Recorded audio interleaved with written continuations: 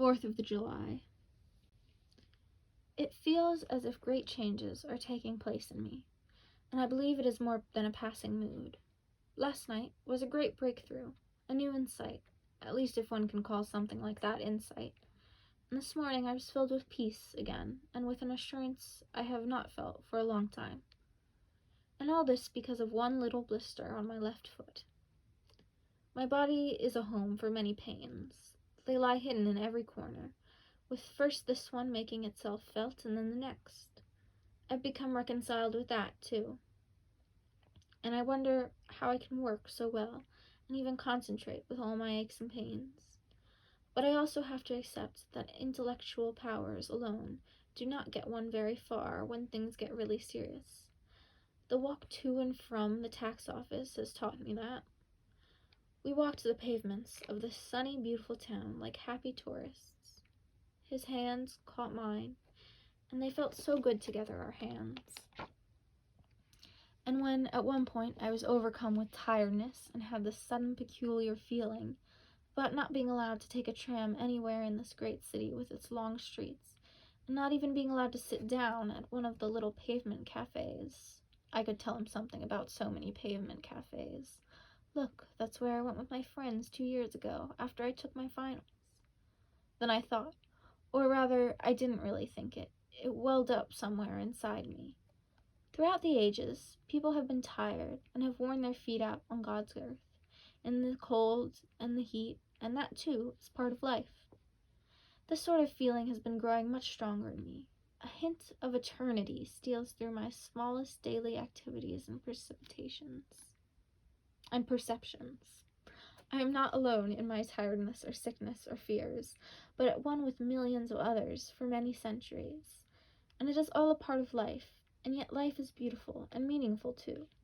It is meaningful even in its meaninglessness, provided one makes room in one's life for everything and accepts life as one invisible whole, for then one becomes whole in oneself.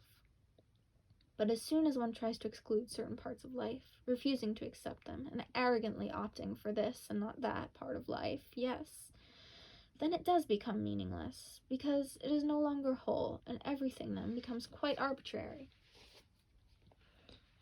And at the end of our long walk, there was a room waiting for us, with a divan on which we flung ourselves after having kicked off our shoes, and then such a wonderful treat sent by my friends. A basket of cherries from Betway. A good lunch, which used to be something we took for granted, is now a special treat. As life becomes harder and more threatening, it also becomes richer, because the fewer expectations we have, the more the good things of life become unexpected gifts that we accept with gratitude. At least, that's how I feel, and he as well. And we can tell each other from time to time how strange it is that we feel no hatred or indignation or bitterness. But we can't say that openly in company, for no one would understand. During our walk, I knew that a house was waiting for us at the end, but I also knew that a time would come when there would be nothing like that, and all our walks would end in some barracks. I knew this while we were walking, knew it would be true not only for myself, but also for all the others, and I accepted that too. And one more thing I learned from this walk. Those short 2 hours on the pavement gave me such a bad headache that my skull threatened to burst its seams. And my feet were so sore that I thought to myself, how will I ever be able to walk again? And all the aspirins I swallowed when we got back, I felt I had to take them because otherwise I would have to go to bed. But shouldn't one gradually learn to bear pain without artificial aids? Made me feel foul and poisoned all day. Yet, I did not let it get me down, not for one moment, though I had to tell myself, you're in a poor state, Etty. Your body is completely unfit and has no resistance. In a labor camp, you'd break down inside 3 days, and all the intellectual power in the world will not be able to save you if a companionable walk lasting less than 2 hours, with every possible comfort awaiting you at the end, makes you so tired. I don't mind so much for myself. I can stretch out on the floor and relax, and when it is all past, I praise life and God. But I'm afraid of being a burden to others. In the past, I never let on that I had overdone things. I kept on walking, kept on playing, went to bed very late, joined in everything. But wasn't it all just showing off? Being afraid that others wouldn't find me much fun and that they might drop me if they had to bear the weight of my tired body as well as their own. Just part of my inferiority complex. In any case, we arranged to meet again today and to look up a few addresses in the Jewish district where we might perhaps be able to help, and that means walking much further than we did on Thursday morning. By last night, I had not plucked up enough courage to say that I could not walk so far, for I know that to him such walks are relaxing. And I also thought about something like, Ty can walk with him for hours, so I should be able to do it too.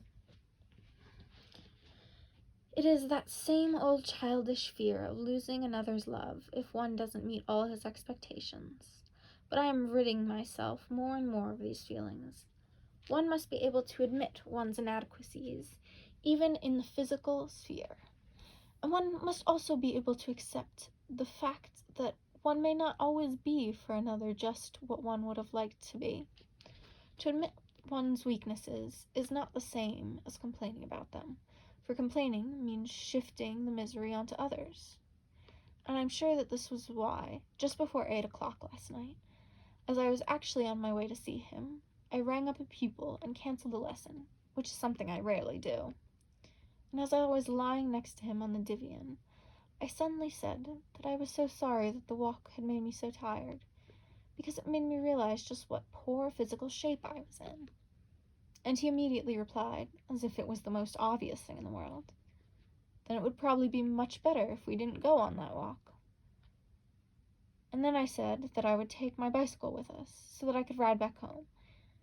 It seemed such a small thing, but for me it was quite an achievement. Normally I would probably have ruined my feet rather than give him the slightest cause to think I might spoil his walk. It's all in my mind, of course, but now I say, quite simply and candidly, look, my strength isn't up to it. I can't go on any farther. There's nothing I can do about it. You must take me as I am. This is just one more step toward maturity and independence, and I seem to be getting a little closer every day. Many who are indignant about injustices are indignant only because the injustices are being inflicted on them. Their indignation is skin deep. In a labor camp, I should die within 3 days. I should lay down and die and still not find life unfair. Every pretty blouse I put on is a kind of celebration, and so is every occasion I have to wash with scented soap in a bathroom all to myself for half an hour. It's as if I were reveling in those civilized luxuries for the last time. But even if I have to forego them one day, I shall always know that they exist, and that they can make life pleasant, and I shall think of them as a great boon, even if I can't share in them any longer. For whether or not I share in them isn't really the point, is it? One must face up to everything that happens, even when someone in the shape of a fellow human being comes up to you just as you are leaving the pharmacy with a tube of toothpaste, pokes you with his finger, and demands inquisitorily, "Are you allowed to buy that?" "Yes, sir," you say softly but firmly, in your customary pleasant manner. "This is a pharmacy." "I see," he says curtly and suspiciously, and walks on. I'm no good at such exchanges. I can be sharp in intellectual debate, but when it comes to bullies on the street, to put it so bluntly, I am completely at a loss. I become embarrassed and sad and upset that people can behave like that to each other, but I am quite incapable of quick repartee, of giving as good as I get. That man should not have been allowed to question me like that. He probably thinks he's a great idealist. No doubt he'll do his bit one day to clear society of all Jewish elements. These brushes on the outside world still make me sad. But I am not the slightest bit concerned about cutting a fine figure in the eyes of this persecutor or that. Let them see my sadness, and my utter defensiveness too. There is no need to put on a show. I have my inner strength, and that is enough. The rest doesn't matter. And tonight, the Starvelds and cherry pie and his small room and Dickie's bed. That so many things should still be possible. One must not try to take stock of one's life.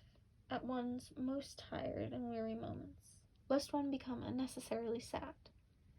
He has just made my bed with touchingly tender gestures, and then, just as tenderly, he put his mouth to mine.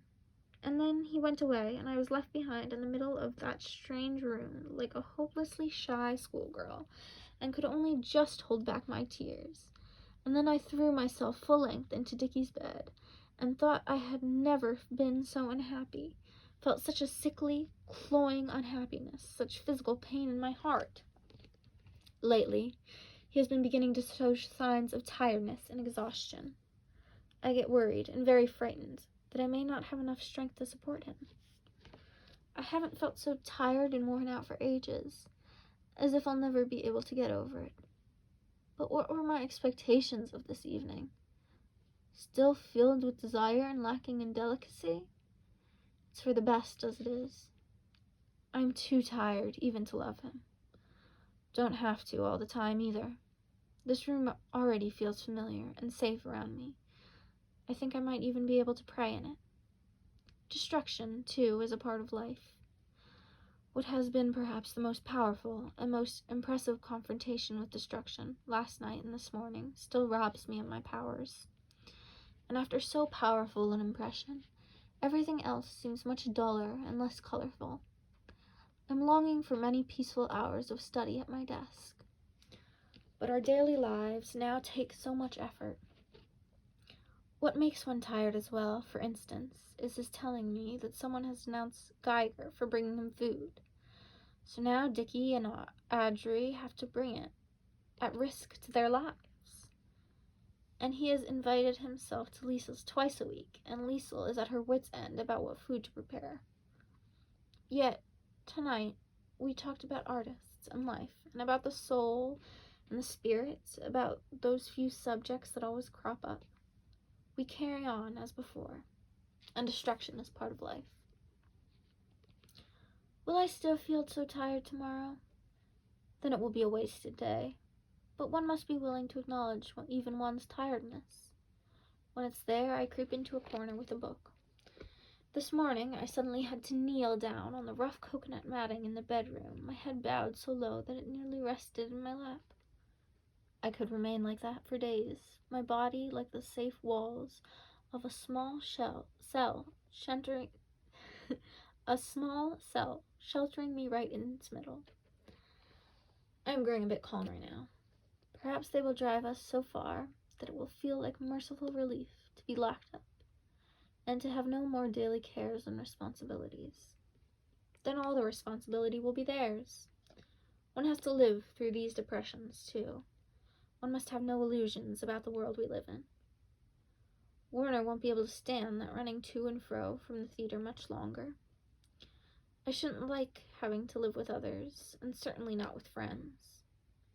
Here, alone with this little table, with its lamp, alone in the night, I'm beginning to get over my all-time low. I have been alone so much, and there is less and less room left. We Jews are being crowded into ever smaller spaces. Tonight's tired feeling is not going to last forever. I shall still have time to recover. But any day now, all sorts of unpleasant things are likely to come my way. One must not think too far ahead. I still have a bed with clean sheets, and tomorrow morning there will be breakfast and running hot and cold water, and he will be ringing me up. Tomorrow is taken care of. No good thinking further ahead. In the past, the kind of tiredness I am feeling used to make me despair. I thought it would never pass, and, as it were, projected it onto the days that followed, and of course I went on being tired. I shall go to bed now, and perhaps everything will be different tomorrow. I probably used to stay tired so long because I went on dragging unassimilated material and incomprehensible sorrows along with me. But now I'm beginning to get some insight into my sadness. It is made up of a host of different elements, and I have been able to cope with quite a few. Many good things were said last night. I feel so inadequate because I cannot repeat any of them. Everything in me still waits to be transformed. Tonight I suddenly thought, I shall iron out all my conflicts. I shall live out all my problems and lead them to resolution. And many things are in fact becoming simpler and clearer to me all the time as I keep doing creative work, as it were, artist's work on my psyche. But won't that result at some point in my being so filled with harmony and equilibrium, sometimes that is the case already, that I shan't get round to doing any more creative work, shall have no further need for it? It is now 1:15, and I simply must go to bed. I ask nothing of tomorrow, have no expectations. Having meals with Audrey now makes me feel unsafe. That's the worst thing about this tiredness of mine. My sense of humor is gone. And my sense of humor is what gives me resilience, especially in times like these. Destruction, too, is part of life. That is a great and crushing truth. I have looked squarely in the face, and I accept it. And is that why I am so tired? Had I not had such a hard time of it yesterday, then I should no doubt be sitting down, now covering page after page about him and me, and about his sleeping one floor below me, and my not sleeping there with him, and all sorts of nonsense. But that did not last more than 2 minutes. It would have been terribly indelicate in the Neff's immaculate home. There has been a shift of emphasis in me. It goes hand in hand with great sadness, and with the recurring realization that I really need to be by myself. A feeling of wanting to escape from him, and from any kind of fellowship. Yet not really escaping, because I know that I have to stay on. He must not fall ill or weaken. We are truly defenseless, and at the mercy of others, when it comes to this earthly shell of ours. But we shall no doubt get through, and we must also grant our spirit the right to tire now and then, and to rest and to leave us. We must simply keep trusting that it will return. We must not be so down on it during temporary depressions. I still want to write short stories one day, brief, to the point, incisive. He is lying one floor further down, and no doubt he is asleep. Or isn't he? I really must try to get over this excessive tiredness of mine. Isn't that my greatest strength, that I manage to get over everything all by myself? The travails of the body and those of the spirit. The whole world is in me, and though I am tired, and though I am sad or afraid, the whole world is in me, all the same. It is always there, and keeps growing. World is, of course, the wrong term. It is much more than that. And I have taken in something this past year that will never leave me again. But he must remain in good health, and safe. They must not take him away. They mustn't. Because I should then have to summon all my strength from every corner of my body and soul, and concentrate it into one great uninterrupted prayer for him. But please let nothing happen to him. I wouldn't know how to carry on. Just think of all the other people who no longer know how to carry on with their lives, and who, although alive, have already done a lot of dying. One must not die while still alive. One has to live one's life to the full and to the end. Even if something were to happen to him, yes, I would have to live on in his spirit then, and pray for him, day and night. I feel so strange. Everything that up till now has seemed so unreal is increasingly becoming a reality, an inner one so far. And if the whole process of giving birth were taking place, as if the whole process of giving birth were taking place within, a process of displacement. Outwardly, everything remains the same. One cannot talk about that inner displacement, because one does not yet have control over one's voice, and because it would sound almost intolerably grandiloquent. But one thing, though, is certain. We must help to increase the store of love in this world. Every bit of hate we add to the surfeit of hate there already is renders this world more inhospitable and uninhabitable. When it comes to love, I have so much, so very much, that it really counts for something, is no longer wanting. And now I really must go to bed. The sadness has now been shifted from the male-female bed problem. In this respect, too, I am really growing, and I am no longer so foolish. Our time will come when it comes. And now, good night.